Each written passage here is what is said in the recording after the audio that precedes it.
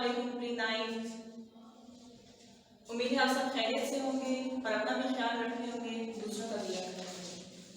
अपना बायोलॉजी का lesson start करते हैं with dated 11 May 2020 from chapter number 3 with your teacher Hajra Bibi. हमारा टॉपिक है क्लासिफिकेशन सिस्टम। क्लासिफिकेशन सिस्टम का मतलब क्या है? क्लासिफिकेशन मीन्स तकसीम करना, डिवाइड करना डिफरेंट कैटेगरीज में ताकि पहचान की जा सके।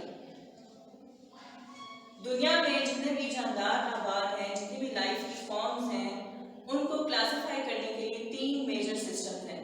सबसे पहला टू किंगडम क्लासिफिकेशन सिस्टम। ये सबसे कदीम तरीन सिस्टम है और इसका ये भी पता नहीं है कि ये किस सदी में इंट्रोड्यूस हुआ था। सेकेंड जो सिस्टम है 3 किंगडम क्लासिफिकेशन सिस्टम है और जो थर्ड है that is 5 kingdom classification system. 2 kingdom classification system क्या था? इसमें जितने भी जानदार जमीन पर आबाद हैं उन सबको 2 किंगडम्स में डिवाइड कर दिया गया था। First Plantae, second animalia. Plantae में क्या क्या चीजें थी? प्लांटी में तमाम प्लांट्स थे जो ऑटोट्रॉफ्स थे। जितने भी ऑटोट्रॉफ्स जानदार हैं जो अपनी खुराक खुद तैयार कर सकते हैं पौधों की तरह, वो सब के सब इसमें इंक्लूड कर दिए गए। ये तो आपको पता ही होगा कि प्लांट्स अपनी खुराक खुद तैयार करते हैं। कभी आपने देखा है किसी पौधे को रोटी खाते हुए या खाना खाते हुए? नहीं। क्यों? क्योंकि वो अपनी खुराक, अपनी फूड सनलाइट से प्रिपेयर करते हैं, अपने लिए भी हमारे लिए भी। प्लांट्स के अलावा इसमें कुछ यूनिसेलुलर ऑर्गेनिज्म भी थी, फॉर एग्जांपल यूग्लिना। इसको भी इसी कैटेगरी में रखा गया क्योंकि ये भी फोटोसिंथेसाइज कर सकते हैं प्लांट्स की तरह।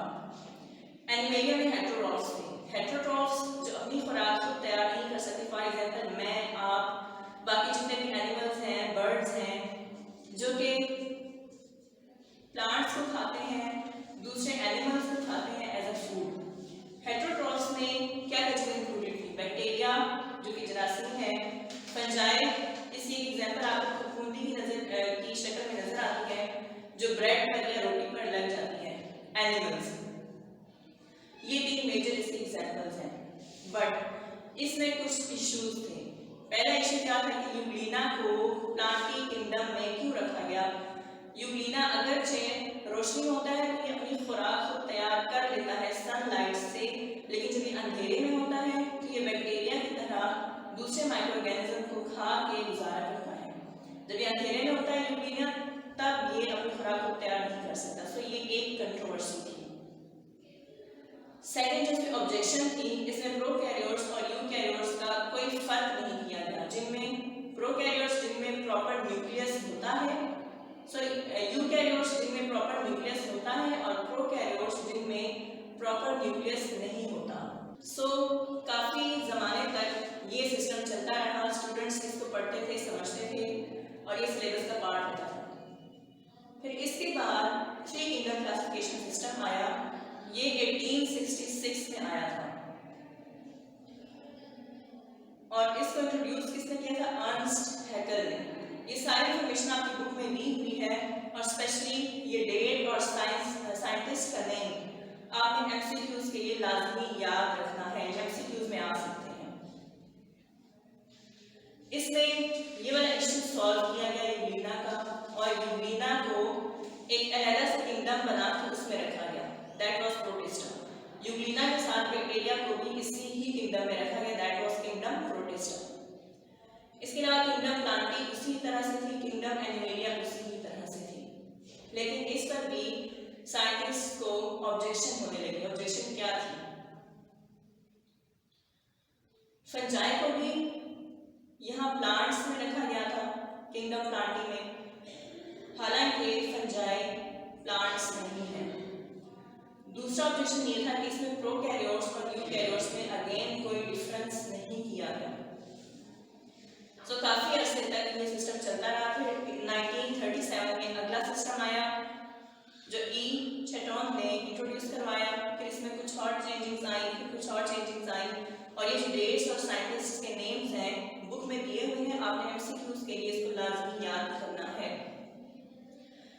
Finally 5 kingdom system of classification आया। इसको 5 किंगडम इसलिए कहा जाता है कि इसमें 5 किंगडम्स हैं, इसमें 3 किंगडम्स हैं, इसमें 2 किंगडम्स हैं। सो 5 किंगडम क्लासिफिकेशन सिस्टम में एक मोनेरा इंट्रोड्यूस की, fungi, protista, Plantae and animalia. और इसकी बुनियाद किस चीज़ पर रखेगी? सेलुलर ऑर्गेनाइजेशन को, सेलुलर ऑर्गेनाइजेशन की इसकी बुनियाद रखेगी। और दूसरा मोड ऑफ न्यूट्रिशन, कि जो खुद अपनी खुराक प्रिपेयर कर सकते हैं तो हम प्लांटी में रखेंगे, जो नहीं कर सकते उनको एनिमेलिया में रखेंगे। इस तरह से फंजाई जो प्लांट से रिजेंबल थोड़ी बहुत करती है लेकिन प्लांट से नहीं है। फिर सिमिलरली मोनेरा और प्रोटिस्टा, मोनेरा में बैक्टीरिया वगैरह को रखा गया। तो ये आपके 3 मेजर सिस्टम हैं क्लासिफिकेशन के। इनको आपने अच्छी तरह से याद करना है। एग्जाम्स में इनमें से किसी 2 पर नोट आ सकता है या किसी एक पर नोट आ सकता है 2 मार्क्स के क्वेश्चन की फॉर्म में, या इन तीनों पर ही नोट आ सकता है 4 या 5 नंबर के एक क्वेश्चन की फॉर्म में। So this was all about our classification systems, जिसमें हमने 3 क्लासिफिकेशन सिस्टम पढ़े। और जो आज तक चल रहा है वो कौन सा सिस्टम है? 5 किंगडम क्लासिफिकेशन सिस्टम है, जो आज भी टैक्सोनॉमिस्ट यूज करते हैं। सो ये था हमारा आज का लेसन। हमारा आज का लेसन यहाँ पे क्लोज होता है। इंशाल्लाह अगले लेसन में हम अगले टॉपिक के साथ मिलेंगे। अल्लाह हाफ़िज़। बिस्मिल्लाहिर्रहमानिर्रहीम। Today is 11th May, chapter number 2 kinematics, class Pre9, topic scalars and vectors. जी स्टूडेंट्स, तो अब हम जो अपना टॉपिक यहाँ पे पढ़ने जा रहे हैं वो है स्केलर और वेक्टर। स्केलर और वेक्टर में सबसे बेसिक चीज़ जो आपको मैं इसके डिफरेंस के कंपैरिजन से बता सकती हूँ, आप उसको क्लियरली सुनिएगा कि स्केलर और वेक्टर बेसिकली होता क्या है। स्केलर आपके पास एक ऐसी क्वांटिटी होती है जिसको अपनी मुकम्मल वजाहत के लिए एक मैग्नीट्यूड की ज़रूरत होती है। ठीक है, कंप्लीट डिस्क्रिप्शन हम उसकी एक मैग्नीट्यूड की बेस पे कर सकते हैं। जबकि जो वेक्टर आपके पास होता है ना, वो एक ऐसी क्वांटिटी होती है जिसको हम जस्ट मैग्नीट्यूड की कंसिडरेशन से एक्सप्लेन नहीं कर सकते। उसकी डिस्क्रिप्शन के लिए आपको मैग्नीट्यूड के साथ साथ डायरेक्शन की भी ज़रूरत होती है। अब मैग्नीट्यूड आपके पास क्या चीज़ होती है? कोई एक न्यूमेरिकल वैल्यू, ठीक है, जो एक एप्रोप्रिएट यूनिट के साथ हम लेते हैं। जैसे मिसाल के तौर पे मैं बात करती हूँ, आपके पास किसी चीज़ की क्वांटिटी है इतने किलोग्राम, आप टाइम इंटरवल लेते हैं इतने सेकेंड, आपने इतना डिस्टेंस कवर किया इतने मीटर, वो जितना किया वो आपके पास बेसिकली क्या होता है? एक न्यूमेरिकल वैल्यू। और उसको इसमें जैसे मिसाल के तौर पे आपको किसी जगह से परचेज करनी है शुगर, आप उसको जाके दोनों बातें बताएंगे। आप सिर्फ उसको जाके क्या देते हैं? 5 शुगर चाहिए। आपने सिर्फ मैग्नीट्यूड दे दिया, न्यूमेरिकल वैल्यू दे दी, एक एप्रोप्रिएट यूनिट भी बताया, तो सामने वाले को आपकी बात मुकम्मल समझ नहीं आई। आप उसको लाजमी साथ बताएंगे कि मुझे 5 kg शुगर रिक्वायर्ड है। ठीक हो गया, मतलब कि मुझे 5 किलो चीनी चाहिए। ये जो न्यूमेरिकल वैल्यू एक यूनिट के साथ डिस्क्राइब आप करते हैं वो स्केलर क्वांटिटी होती है। ठीक हो गया। और जो वेक्टर क्वांटिटी होती है उसको अपनी डिस्क्रिप्शन के लिए एक मैग्नीट्यूड के साथ, एप्रोप्रिएट यूनिट के साथ साथ एक प्रॉपर डायरेक्शन भी रिक्वायर्ड होती है। यानी कि हम ये बात कुछ इस तरीके से करते हैं, अगर मिसाल के तौर पे कोई मुझसे पूछता है आपका घर कहाँ पे है, आपसे पूछता है आपका स्कूल किस साइड पे है, अब आप उसको अगर इस तरीके से बताते हैं कि वो इतने, फॉर एग्जाम्पल आपने डिस्टेंस बता दिया रेफरेंस पॉइंट पे, आपने क्या दिया इतने डिस्टेंस पर लाई करता है, तो लाजमन वो आपसे पूछेगा कि कौन से सिम्ट में किस जगह पर लोकेट करते हैं, आप उसको सिम्ट भी बताएंगे, आप उसके डायरेक्शन के थ्रू एक्सप्लेन करेंगे कि इस जगह पे वो लाई कर रही है प्लेस। तो जब आप रेफरेंस पॉइंट को एक न्यूमेरिकल वैल्यू और एक डायरेक्शन दोनों के साथ एक्सप्लेन कर रहे होते हैं तो इट मीन्स कि वो वेक्टर क्वांटिटी होती है। ठीक हो गया। अगर हम एग्जांपल्स की तरफ चलें, मैंने स्पीड की बात की, मैंने डिस्टेंस की बात की। स्पीड और डिस्टेंस आपके पास वो क्वांटिटीज है जो स्केलर है, यानी कि जिनको हम न्यूमेरिकली काउंट करते हैं। जो आपके पास वेलोसिटी है, डिस्प्लेसमेंट है, ये वो क्वांटिटीज है जिनको हम वेक्टर के तौर पे कंसीडर करते हैं, मतलब कि जिनको अपनी डिस्क्रिप्शन के लिए एक यूँ कह सकते हैं कि न्यूमेरिकल वैल्यू के साथ साथ डायरेक्शन भी रिक्वायर्ड होती है। जैसे हम फोर्स की बात कर लेते हैं, अगर आप एक टेबल लें, आप उसके दोनों तरफ एक फोर्स की बात करते हैं, जैसे आगे भी आप पढ़ेंगे, कभी इसको बेहतर आप तरीके से समझ नहीं सकते, हम एक्शन रिएक्शन की बात नहीं करते हैं, तो आप ये कहते हैं कि ऑपोजिट फोर्सेस रिक्वायर्ड होती हैं। तो जो फोर्स आप तयन करते हैं किसी चीज़ की, कि आप किसी चीज़ के ऊपर फोर्स इम्प्लीमेंट कर रहे हैं, तो लाजमन होता है कि हम ये बताते हैं कि हम किस डायरेक्शन में फोर्स अप्लाई कर रहे हैं। तो इसका मतलब है कि जिस क्वांटिटी को एक्सप्लेन करने के लिए आपको मैग्नीट्यूड के साथ साथ डायरेक्शन भी चाहिए, वो वेक्टर क्वांटिटी होती है। अब आपने इस पूरे टॉपिक को प्रिपेयर करना है और बुक से भी एक दफ़ा रीड करना है। तो आज का हमारा फिजिक्स का लेक्चर यहाँ पे एंड होता है। जी हमारी केमिस्ट्री की क्लास है, चैप्टर 1 है फंडामेंटल ऑफ केमिस्ट्री। हम लोगों ने एक्सरसाइज स्टार्ट की हुई है। एक्सरसाइज का क्वेश्चन नंबर 8 है हमारे पास। एक्सरसाइज का क्वेश्चन नंबर 8 हमारे पास है, calculate the number of molecules present in each of the following samples. हमें कुछ सैंपल्स दिए होंगे, उनमें से हम लोगों ने नंबर ऑफ मॉलिक्यूल्स को फाइंड आउट करना है। सबसे पहले हमारे पास क्या है, नंबर ऑफ मोल्स गिवन है। यहाँ पे इसमें जितने क्वेश्चन है आपके पास नंबर ऑफ मोल्स गिवन होंगे सिंपली, और आपने नंबर ऑफ मॉलिक्यूल्स आपने फाइंड आउट करना है। तो नंबर ऑफ मोल्स आपके पास इस क्वेश्चन का जो ए पार्ट है उसमें आपके पास क्या है, 2.5 मोल्स ऑफ कार्बन डाइऑक्साइड। सबसे पहले आपके पास क्या है, आप लोगों को पता है कि आप लोगों ने जो लास्ट क्वेश्चन में किया था, क्वेश्चन नंबर 7 में किया था कि आप लोगों ने फाइंड आउट किए थे number mass of the samples, given samples. लेकिन यहाँ पे हम लोगों ने क्या करना है कि 2.5 मोल्स ऑफ कार्बन डाइऑक्साइड के हमारे पास 2.5 मोल्स है, उनमें से हम लोगों ने क्या करना है, number of molecules find out करने हैं। नंबर ऑफ मॉलिक्यूल्स को फाइंड आउट करने के लिए हम जो फार्मूला यूज करते हैं वो हमारे पास होता है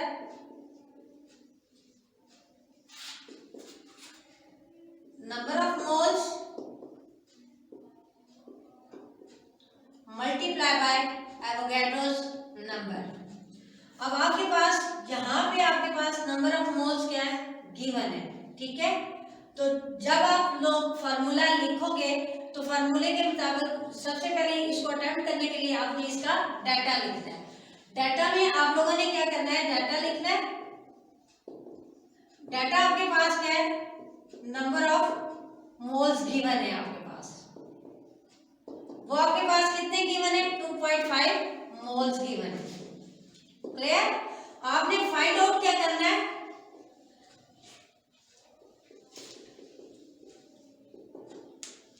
number of molecules. Number of molecules आपने क्या करना है, फाइंड आउट करना है। और तीसरी चीज आपने कहा कि फार्मूले में आपके पास क्या, एवोगैड्रोस नंबर है। तो एवोगैड्रोस नंबर की जो वैल्यू होती है वो हमारे पास क्या होती है, 6.02 मल्टीप्लाई बाय 10 की पावर 23 पार्टिकल्स होती है। क्लियर। अब हम इसके सॉल्यूशन की तरफ जाते हैं। इसका सॉल्यूशन हमारे पास क्या है, सबसे पहले हम फार्मूला लिखेंगे। फार्मूला हमारे पास क्या आता है, number of molecules is equal to number of moles multiply by Avogadro's number। After that हम आएंगे इसके कैलकुलेशन की तरफ। Calculations,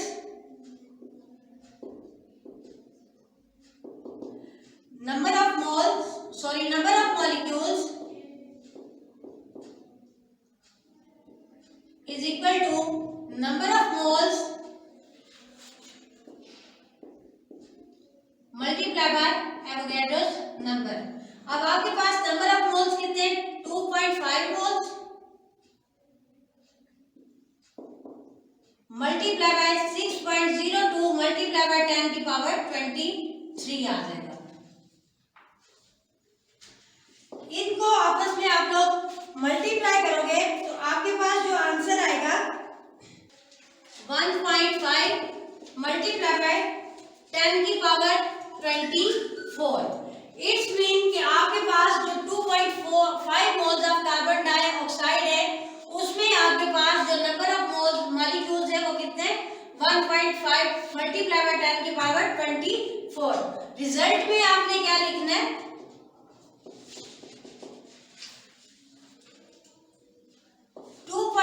moles of carbon dioxide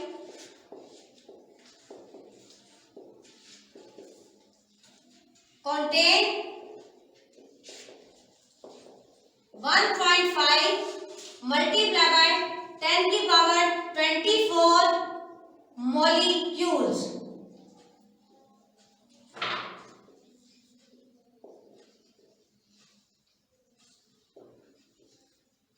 ये जी हमारा क्वेश्चन नंबर 8 का पार्ट एक क्लियर हो गया।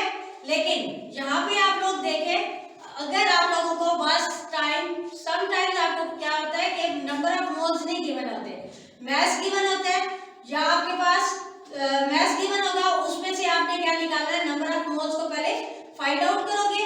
नंबर ऑफ मोल्स को फाइंड आउट करने के बाद आप लोग इस फार्मूले को यूटिलाइज करोगे, तब आप जाके नंबर ऑफ मॉलिक्यूल्स को फाइंड आउट कर सकते हो। अब इसी क्वेश्चन का हम बी पार्ट करते हैं। अब हमारे पास ये बी पार्ट है, इस क्वेश्चन का बी पार्ट है 3.4 मोल्स ऑफ अमोनिया। अमोनिया का फार्मूला आपके पास होता है NH3।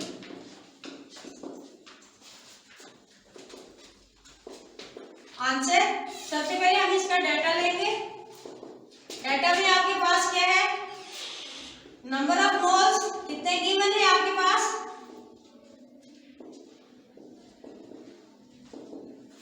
3.4 मोल्स। एवोगैड्रोस नंबर आपके पास कितना होता है, 6.02 मल्टीप्लाई बाय 10⁻23 पार्टिकल्स। और आपने फाइंड आउट क्या करना है,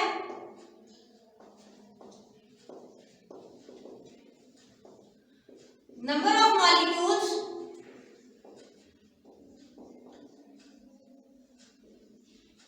आपने फाइंड आउट करने हैं। Calculations,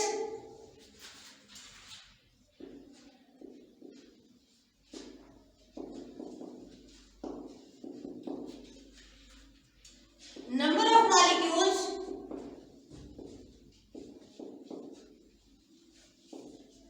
is equal to number of moles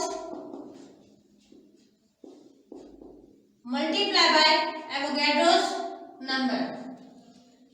number of moles आपके पास कितने अमोनिया के, 3.4 moles multiply by 6.02 multiply by 10⁻23। आपने इन दोनों को मल्टीप्लाई करना है, तो आपके पास जो आंसर आएगा वो आएगा 2 मल्टीप्लाई बाय 10⁻24 मॉलिक्यूल्स।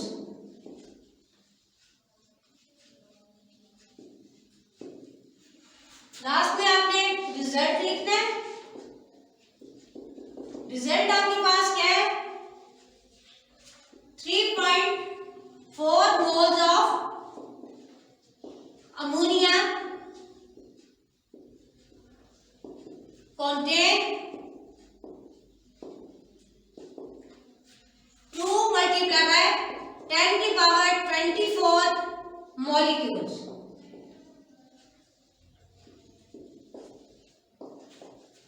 अब आपके पास इसके जो सी और डी पार्ट्स है और ई पार्ट्स है, वो सेम फॉर्मूले को यूज करते हुए आपने सॉल्व करना है। और जो आपको स्कूल की तरफ से नोट्स गिवन है, दिए गए हैं, उनमें से आपने उनको अपने नीट कॉपी पे अटेम्प्ट करना है।